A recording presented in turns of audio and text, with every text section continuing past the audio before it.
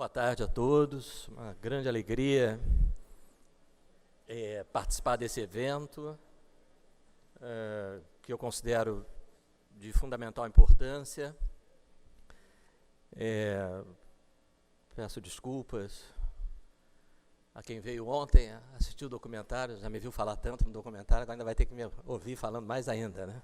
Realmente eu falo demais, mas enfim, agradeço a paciência.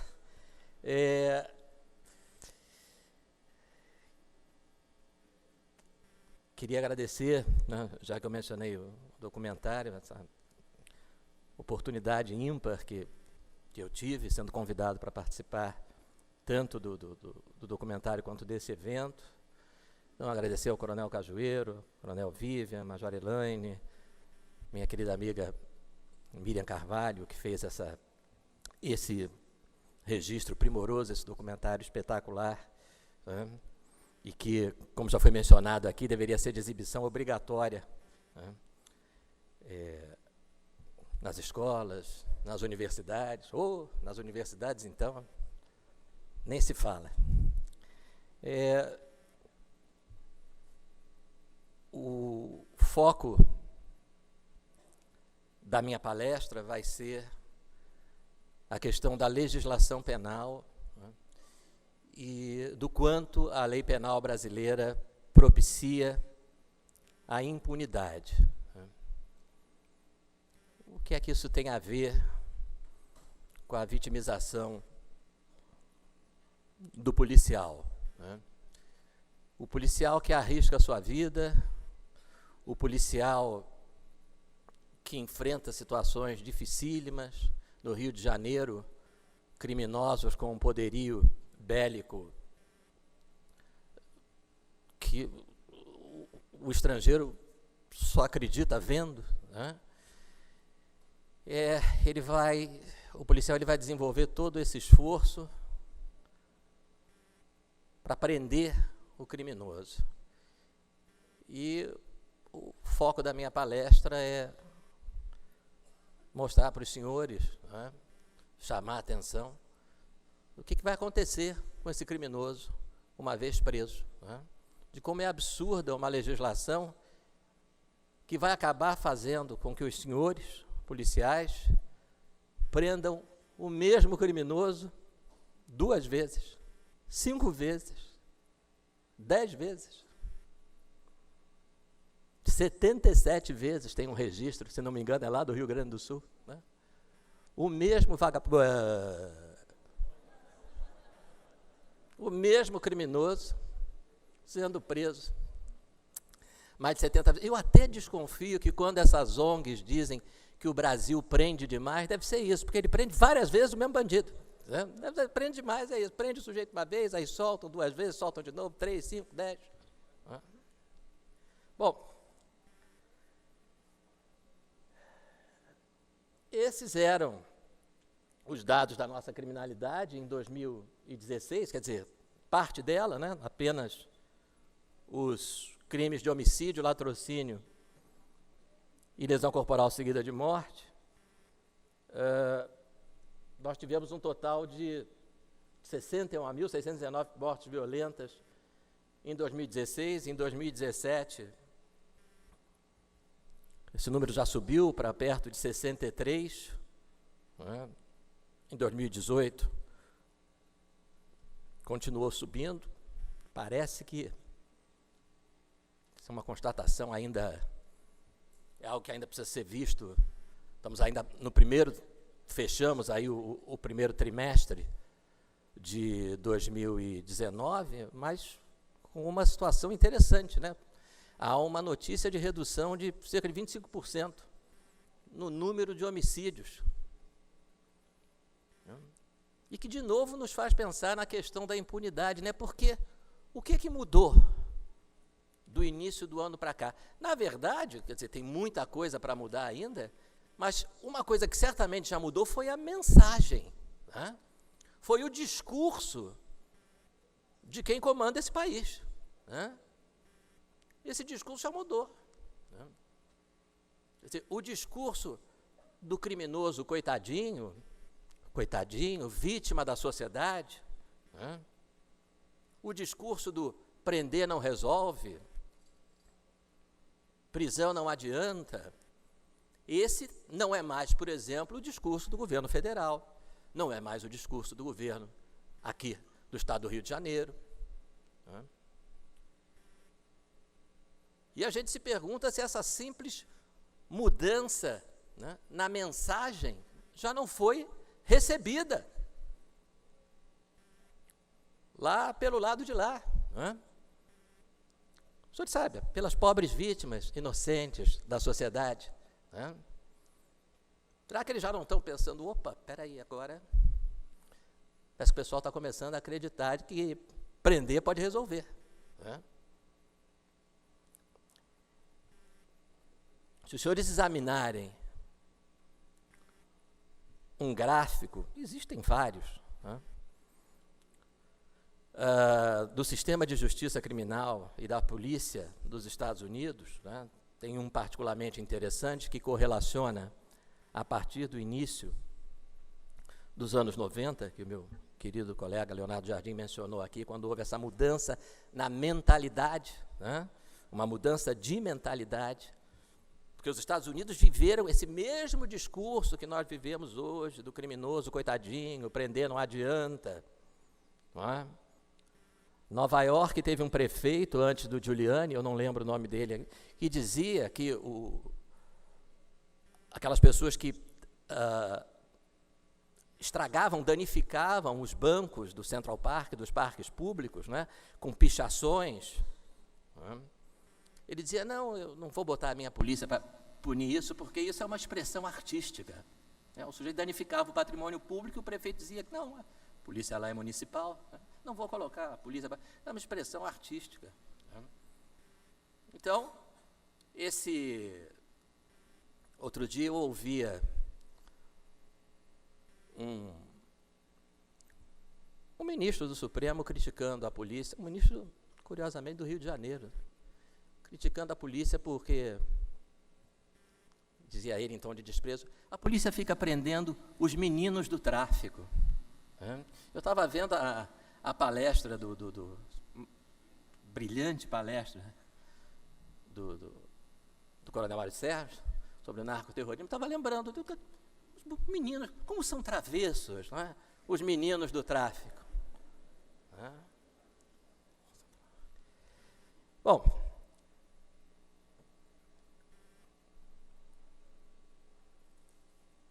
esse era um dia normal, né? Um dia normal no Brasil, em 2016. Só no Brasil que isso pode ser um dia normal, né?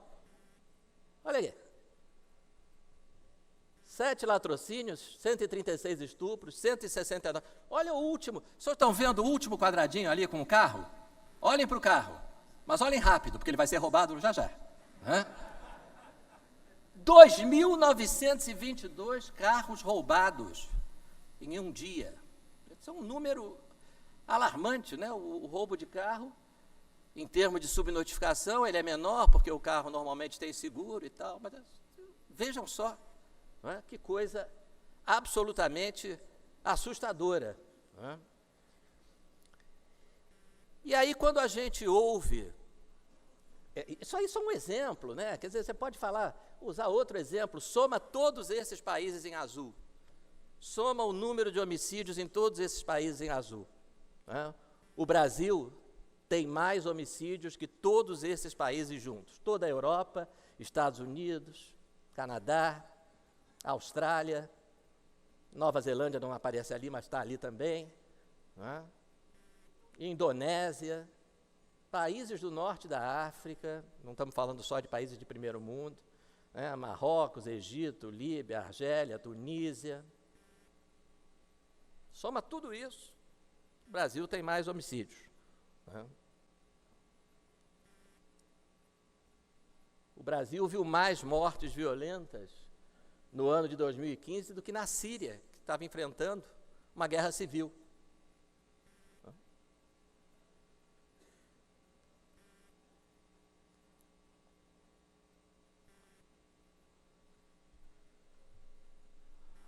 Esses números todos têm sempre atraído a atenção da população, da mídia, né? para diversos temas, como superpopulação carcerária, déficit de vagas, eficácia do policiamento preventivo, da investigação criminal e, claro, esses índices assombrosos de criminalidade. E para muitos de nós, juízes e promotores que atuamos há anos na área criminal, causa espanto, causa perplexidade, causam espanto as declarações feitas por sociólogos, antropólogos e outros acadêmicos que se intitulam especialistas em matéria de criminalidade e segurança pública e que de maneira recorrente se referem a um suposto encarceramento excessivo, um suposto excesso de prisões por pequenos delitos, prisões preventivas supostamente desnecessárias, suposta não aplicação de penas alternativas e até a utilização de critérios racistas para decidir sobre a condenação ou absolvição de réus. Essas afirmações foram feitas com a mais absoluta leviandade, têm sido feitas por indivíduos, geralmente com base em pesquisas que, por alguma misteriosa razão, eles nunca mostram, né? E indivíduos que, na sua esmagadora maioria, em termos de atuação profissional, na polícia, na justiça criminal ou no sistema penitenciário, não têm experiência nenhuma, né? No Rio de Janeiro, para mencionar um exemplo que eu sempre uso, uma socióloga, que, aliás, essa socióloga é uma das pessoas mais coerentes que eu conheço em matéria de segurança pública, né? Há 30 anos que ela sistematicamente defende sempre as posições erradas, né? Então não posso deixar de admirá-la pela coisa. Há 30 anos que ela está errada, né? E ela diz o seguinte, disse numa entrevista para uma emissora de televisão, de assinatura, de canal de notícias, que o sistema penitenciário brasileiro seria um funil por cuja larga boca entrariam presos em excesso e do qual poucos teriam oportunidade de sair, senão após um longo tempo de cumprimento de pena. Um longo tempo de cumprimento de pena. Num país, que os senhores sabem, né? Tem uma lei de execução penal que prevê progressão de regime com 1/6. O senhor condenado a 6 anos cumpre 1. O assaltante que apontou uma arma para a sua cabeça, para a cabeça da sua filha, do seu filho, da sua esposa, se ele for primário, ele é condenado por esse roubo à mão armada, tipicamente era condenado até abril do ano passado, a 5 anos e 4 meses, 4 anos pelo roubo, 1/3 de aumento pelo emprego de arma, 5 anos e 4 meses. Aí ela diz que ele só vai sair depois de um longo tempo de cumprimento de pena. Ele vai voltar para a rua, depois de 10 meses ele voltava para a rua, depois de 10 meses e 19 dias. Voltava para a rua por quê? Porque ia para o regime semiaberto. E regime semiaberto, normalmente é o quê? O sujeito, durante o dia, ele exerce trabalho externo, não é? E de noite ele se recolhe à prisão. Né? E o sujeito está na rua.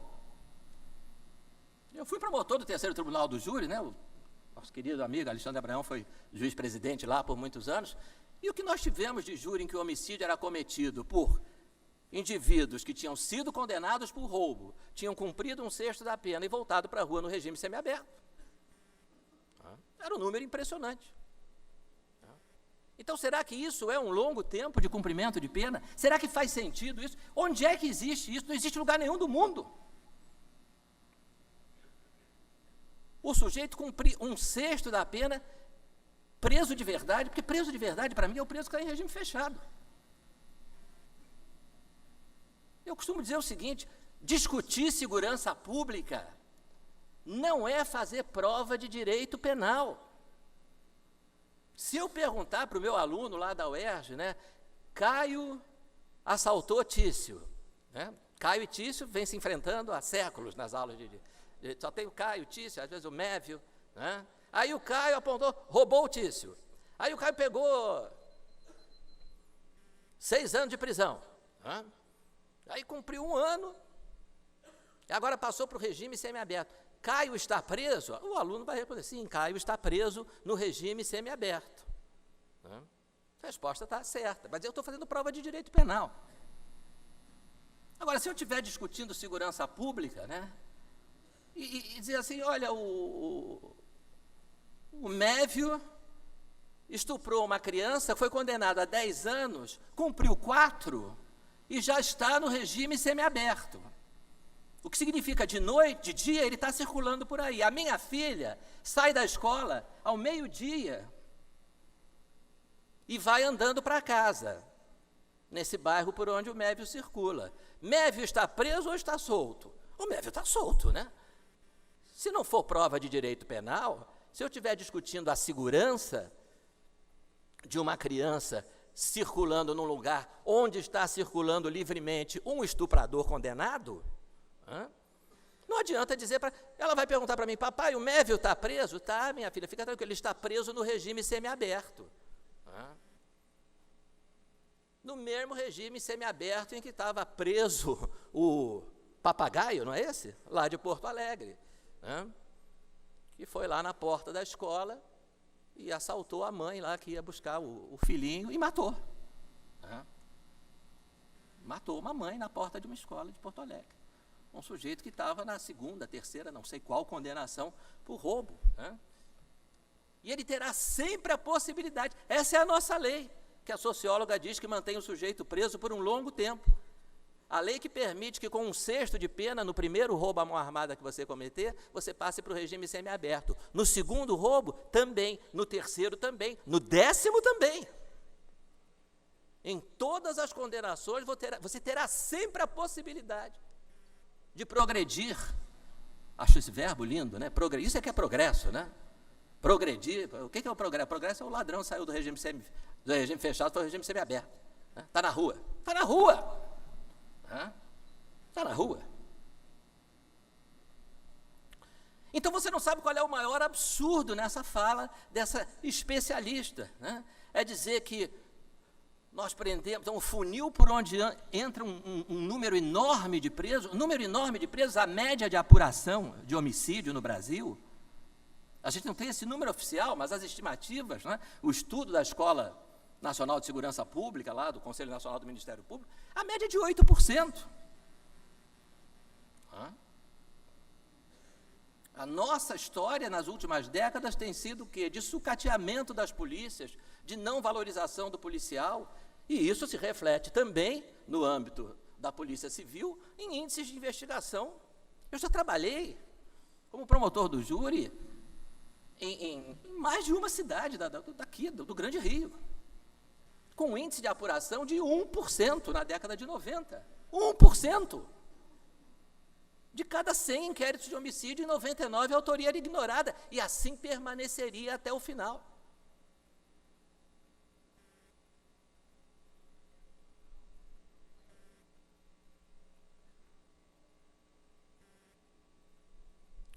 Em 2015 e 2016, no estado do Rio de Janeiro, nós tivemos 360 mil roubos registrados. Tivemos alguma coisa na ordem de 360 mil e esses registros de ocorrência geraram oferecimento de denúncias, ou seja, foi apurada a autoria, identificou-se o assaltante,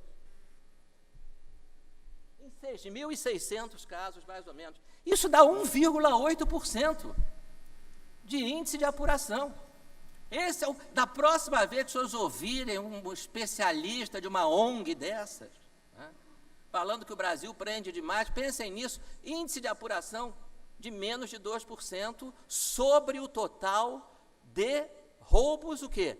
Registrados. Todo mundo nesse auditório deve conhecer alguém que já foi vítima de roubo e não registrou ocorrência.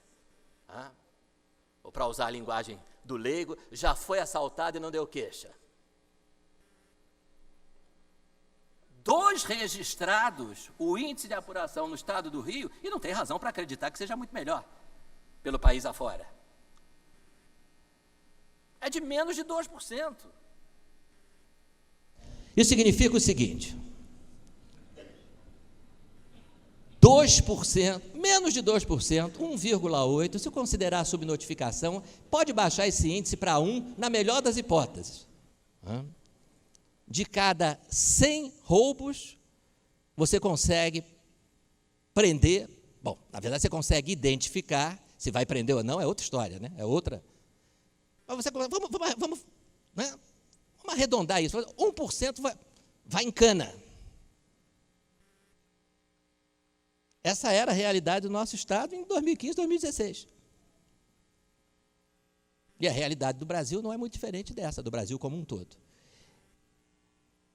E aí, a primeira vez que eu me deparei com esses números, eu perguntei, eu não sou, obviamente, né, eu sou membro do Ministério Público, não sou empresário, mas eu perguntei para os meus amigos que têm algum tipo de negócio, pode ser um restaurante, uma lanchonete, uma empresa qualquer, as pessoas que trabalham com isso, eu perguntei, vem cá, existe algum número no Brasil, um percentual, de cada 100 negócios que as pessoas abrem, quanto por cento vão dar com os burros na água? O cara vai ter que fechar aquela pequena empresa, pequena ou média, grande, qualquer coisa, em 1 ano.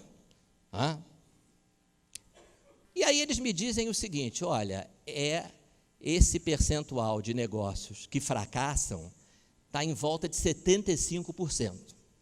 A chance do negócio dar certo, você abrir lá o teu restaurante e não ter que fechar daqui a 1 ano, o negócio emplacar, funcionar, é mais ou menos 25%. E aí eu pensei o seguinte, não há país que dê certo assim, não é, gente?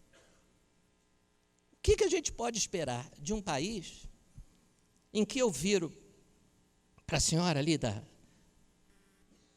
quinta fileira e eu digo para a senhora o seguinte, vamos abrir um restaurante, né? Vamos abrir um restaurante de comida italiana, né? La cucina della nonna, uma comida veramente italiana. Aí a senhora me diz assim, não vou. Sabe por quê? Muito arriscado. Tem só 25% de chance de dar certo.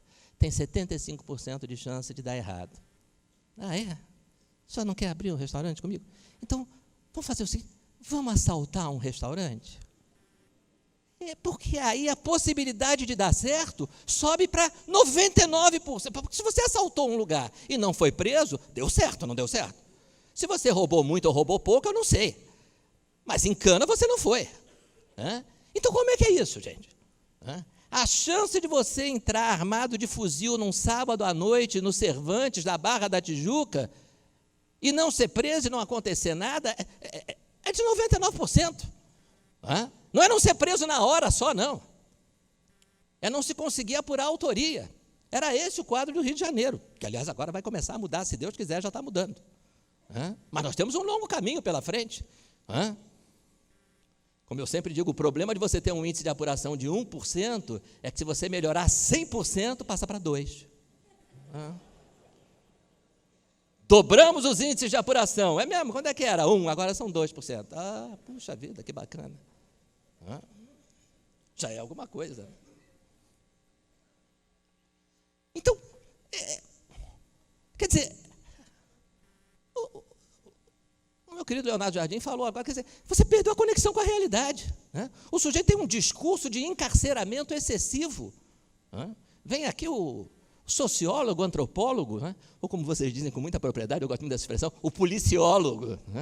É o policiólogo dizer que o Brasil encarcera demais. Mas como encarcera demais, meu amigo? Estamos prendendo 1% dos assaltantes. O senhor está achando demais? Que número que o senhor fecha aí? 0,5%? Não prende ninguém? Descriminaliza o roubo como forma de justiça social? Qual é a sua proposta? Estamos prendendo 8%. Estamos prendendo não, né? Estamos identificando 8% dos autores de homicídio. O senhor está achando muito? Qual é a sua proposta? Pena alternativa? O que o senhor fez? Matei meu vizinho, compra 2 cestas básicas. Matei 2 vizinhos, 4 cestas básicas. O que é isso? O que essa gente quer? Precisamos de mais penas alternativas. Vem uma jovem senhora que se apresenta, não me perguntem por quê, como especialista em segurança pública. É uma presença recorrente nos programas de televisão, na mídia impressa, né? E essa senhora diz o seguinte, disse numa entrevista, não foi para o Extra, não, foi para o Dia, deve ter uns 2 anos isso, disse assim, as prisões brasileiras estão lotadas de pessoas que poderiam estar cumprindo penas alternativas.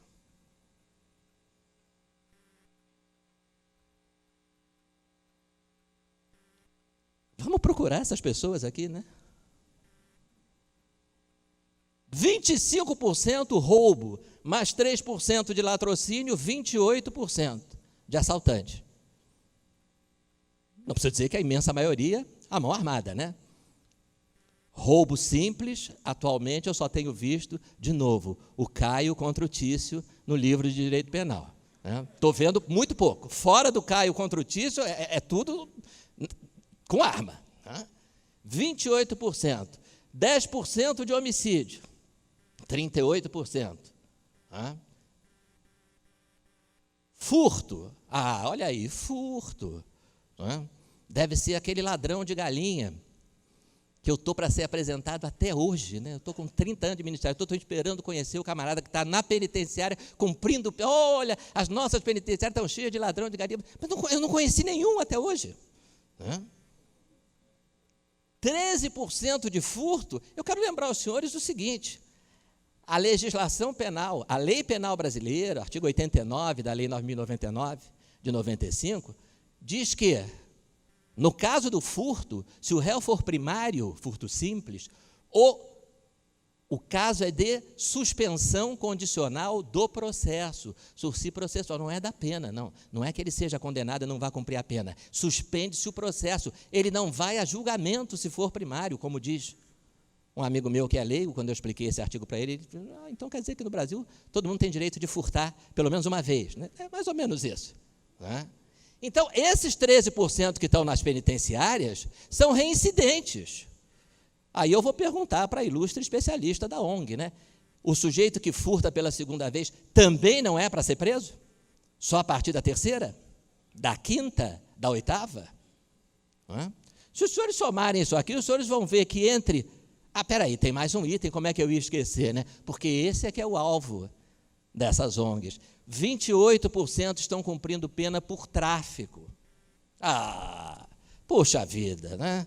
Tráfico. Para que prender traficante?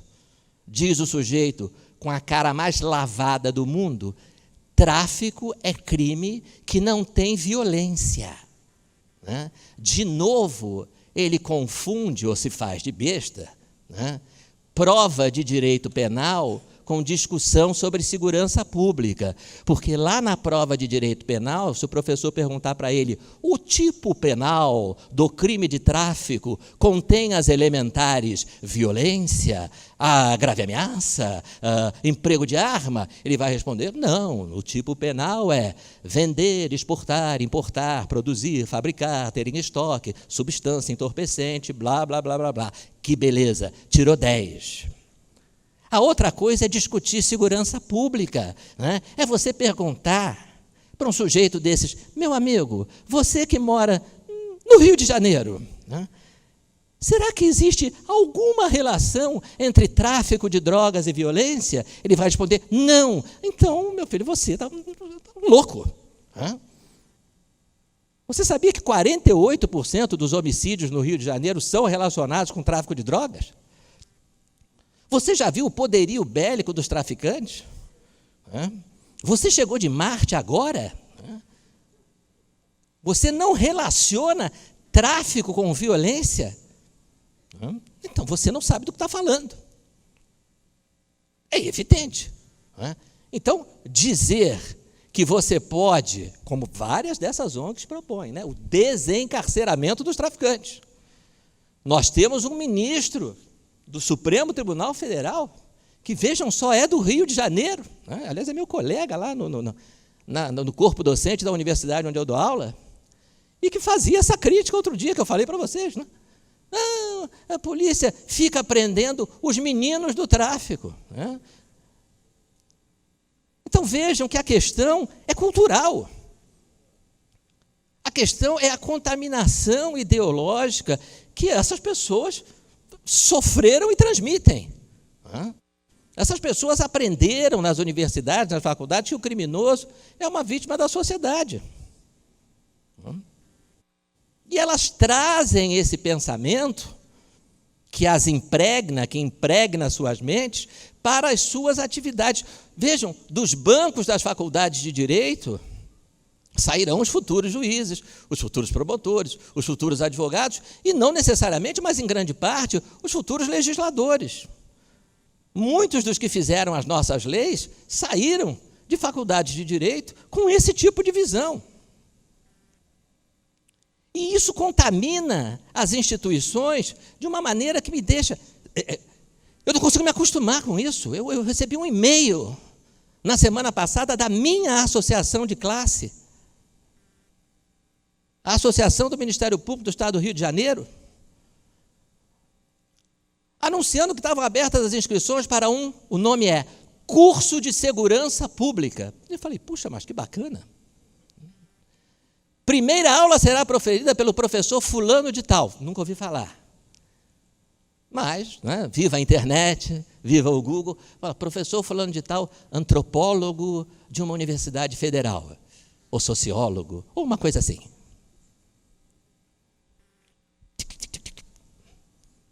Aí aparece o Google, já nos brinda com um vídeo de uma palestra do professor antropólogo, sociólogo ou coisa parecida da Universidade Federal sobre segurança pública.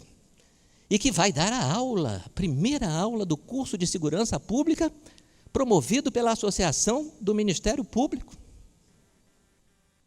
com o apoio do GAESP, Grupo de Atuação Especializada em Segurança Pública do Ministério Público do Rio de Janeiro, da minha instituição. E o professor diz o seguinte, esse negócio de violência no Rio de Janeiro, ficam culpando o tráfico é inofensivo. Esses meninos são, expressão dele, camelôs de drogas. É isso que eles são camelôs de drogas, ficam ali vendendo. Então, isto aí, é isso. Então, você assiste, né, a essas imagens que o coronel Mário Sérgio nos trouxe aqui, desses narcoterroristas, que eu acho que é a expressão utilizada com toda... Né, você vê policiais tombarem vítimas da violência, do poderio bélico, dessa gente, dessa violência insana. Essa violência que às vezes não, né? Mas enfim, às vezes é absolutamente gratuita. É o seguinte, mate um policial para ser aceito aqui na nossa facção, mate um policial para ser promovido. E aí, colegas meus de instituição vão chamar para dar aula sobre segurança pública um sujeito que diz, são inofensivos, são camelôs de drogas.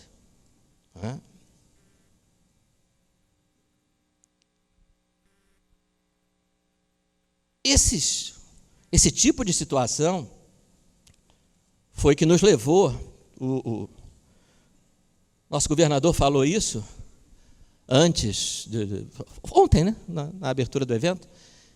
Ele se referia, ele era juiz federal ainda na época, e nós, um grupo de juízes e promotores, criamos o movimento de combate à impunidade. Depois ele saiu, porque ele foi concorrer, ele pediu exoneração, evidentemente, como todo mundo sabe.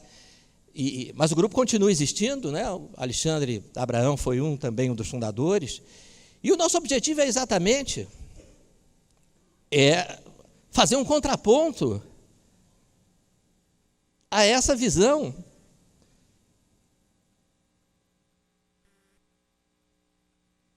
que é a que vem prevalecendo, né? É, sem dúvida alguma, a que vem prevalecendo, a ponto de você encontrar esse tipo de visão dentro do Ministério Público. Pelo amor de Deus. O Ministério, qual é a função do Ministério Público na área criminal? É acusar, é processar os criminosos. Então a coisa está muito mal parada, né? E é um conforto ver esse auditório cheio para perceber que a gente está começando a pelo menos tentar mudar, né? Os senhores vejam, esse é um exemplo que eu mencionei no documentário e eu quero de novo insistir nesse ponto, né?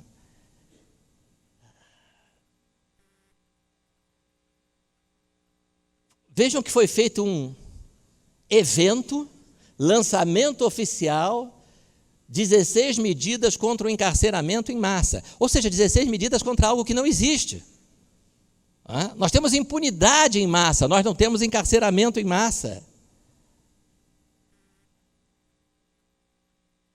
No lançamento dessa campanha, ela envolveu, essa rede de justiça criminal é uma reunião de 9 ONGs, todas alinhadas no discurso do desencarceramento, prender não adianta, o Brasil prende demais, legalização do tráfico, etc. Eu tenho um amigo que diz que é uma meia dúzia de pessoas, eles abrem várias ONGs com nomes diferentes, para a gente ter a impressão que são muitas. Eu não sei se isso é verdade, mas o discurso é sempre o mesmo. Encarceramento em massa não é justiça. E aí, reparem esse item 3, reparem o quão radical é essa proposta. Prisões superlotadas, se não há vaga, não se pode prender. Todas as prisões brasileiras estão superlotadas. O Brasil tem, evidentemente, um problema de superlotação carcerária. É claro que esse problema não decorre do encarceramento excessivo. Não há encarceramento excessivo. O que não há é vaga suficiente. Por quê? Porque não se constroem unidades prisionais há anos. O problema é o déficit de vagas. O Brasil não prende mais. O Brasil prende de menos. Mas o Brasil precisa de mais vagas para colocar os seus presos. Se não há vaga, não se pode prender. Então, você diz para o pai da menina, lá no meu tribunal, né, quando eu era promotor do 3º Tribunal do Júri, menina de 7 anos foi estuprada e depois afogada numa vala. Né? Foi morta pelo estuprador, afogada numa vala, na zona oeste do Rio de Janeiro. Aí você faz o júri, condena o sujeito a 20 e tantos anos, depois manda ele embora e diz para o pai da menina, se não há vagas, sinto muito, não se pode prender. Essa aqui é a proposta.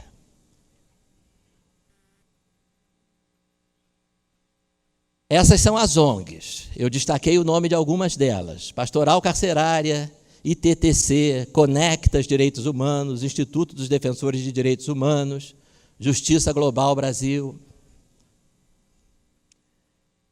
Essas ONGs e mais 30 e poucas outras, num total de mais ou menos 40, em 2014, criaram a Agenda Nacional pelo Desencarceramento. Tem até um logotipo, olha que bonito o logotipo, é o bandido fugindo da cadeia, acho que é isso, né?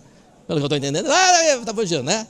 Agenda Nacional pelo Desencarceramento, né? Deve ser o estuprador fugindo da cadeia, o assaltante, não sei exatamente qual, né? Bom, aí nessa imagem está 2016, 2017, mas esse negócio já existia em 2014. Em 2014, esse conjunto de ONGs conseguiu uma agenda com a então presidente da República, a senhora Dilma Rousseff, e levou a pauta da Agenda Nacional do Desencarceramento com vários itens, mas eu vou mostrar só o primeiro. Primeira reivindicação dessas ONGs, suspensão de qualquer verba voltada para a construção de novas unidades prisionais.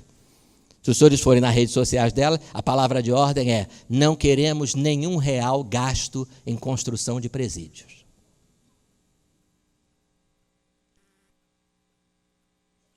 Não dá para ver, mas os senhores vão encontrar nessa relação de ONGs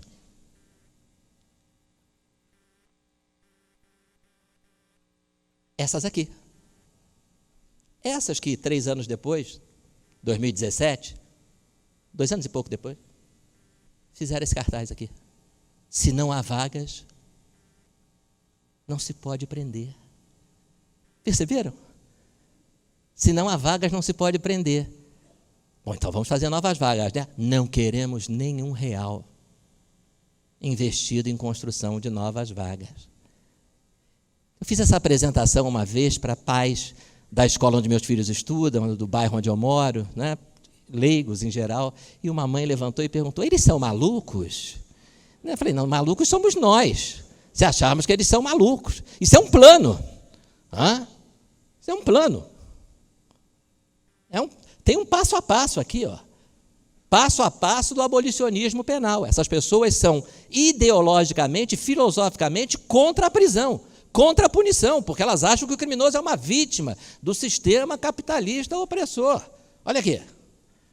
Essa é uma das poucas que pelo menos assume esse discurso. Rede 2 de outubro, em homenagem ao Carandiru, 2 de outubro, quando fizeram aquela rebelião lá.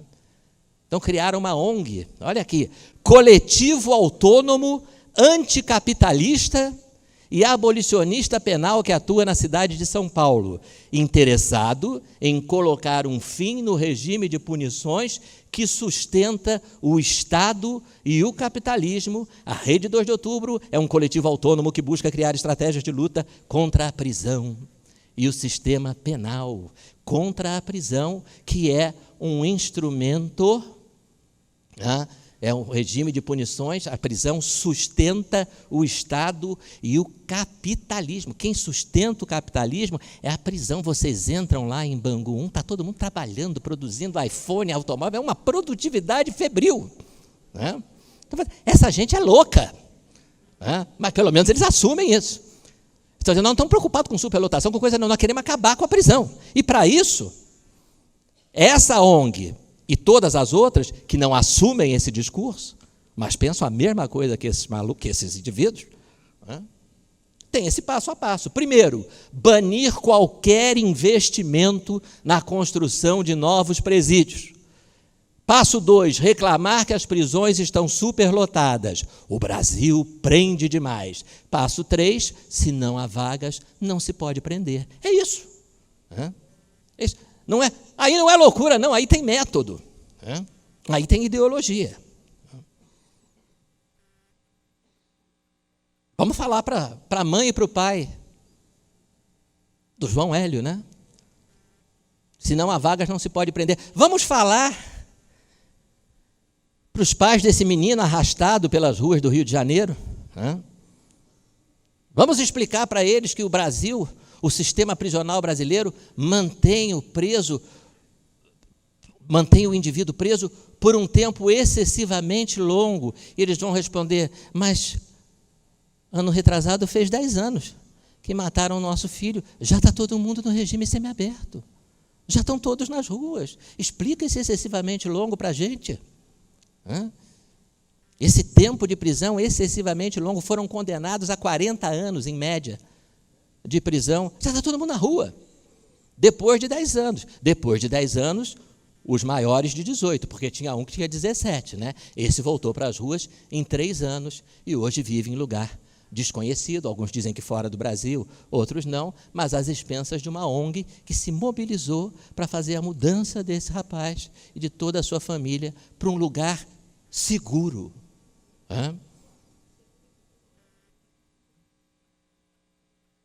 Quantas ONGs se mobilizaram para ajudar a família do João Hélio? Nenhuma. Evidentemente, nenhuma.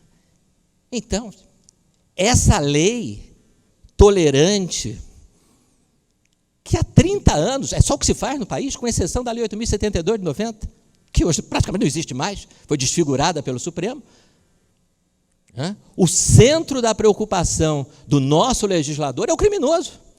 Não é a vítima, não é a proteção à sociedade e não é de forma alguma a polícia. O eixo da nossa produção legislativa tem sido a proteção aos supostos direitos de traficante, assaltante, estuprador. E assim nós chegamos onde chegamos. É essa, repito, é essa mentalidade que vigora não só nas instituições da Justiça, do Ministério Público, mas, e sempre isso me parece o mais preocupante, é o que vigora nas cátedras, nas universidades, nas faculdades que vão formar as futuras gerações. A nossa ideia de reunir juízes e promotores para nos contrapormos a essa visão pró-bandido. Alguém usou essa expressão hoje, um dos palestrantes que me antecedeu usou. É isso. É uma visão pró-bandido do sistema de justiça criminal. E se é pró-bandido, meus amigos, não tenham dúvida, é contra a polícia. É contra a polícia. Se o bandido é o amigo, se o bandido deve ser idolatrado, né, nesse título feliz dessa obra maravilhosa aí do meu amigo Leonardo Jardim e do Diego Pesce, Bandidolatria e Democídio. Se o bandido é idolatrado, nós já sabemos quem vai ser execrado. Quem vai ser chamado de fascista, racista, genocida, assassino, é a polícia.